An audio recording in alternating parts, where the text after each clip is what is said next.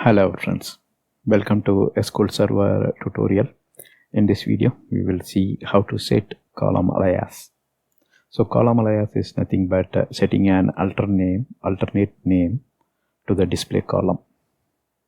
Sometimes the database column name may not be meaningful, so you can use the alternate column name so that the result set will show a clear-cut column.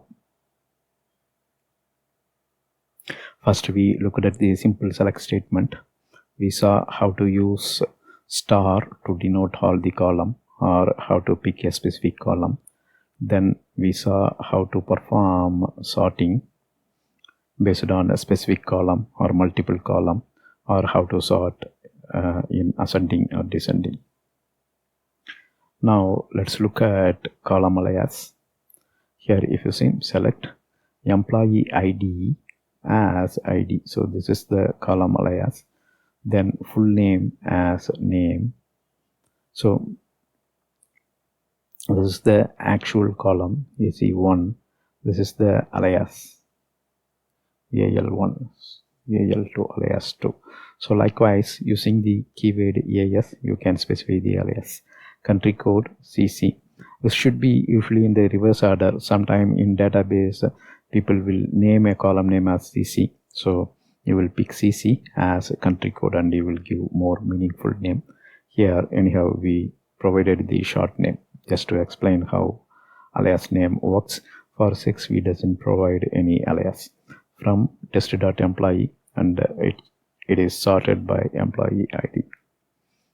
And in the result set, if you see, instead of employee ID, the displayed column name is ID. Here instead of full name is displayed, and this is the use of a column alias. So the result set displays the column alias names. Now let's go to the demo and see how it works. Alright, here is the column aliases: ID, name, and CC.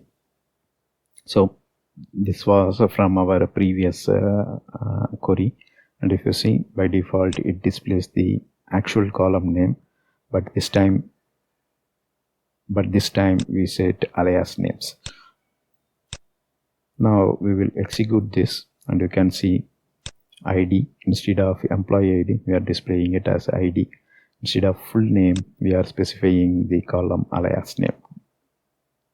Here country code in short form we specified it as a CC. Alright, that's all here. Just now you watched the demo. Thank you for watching. Bye. So we are ending this simple select statement sub-series.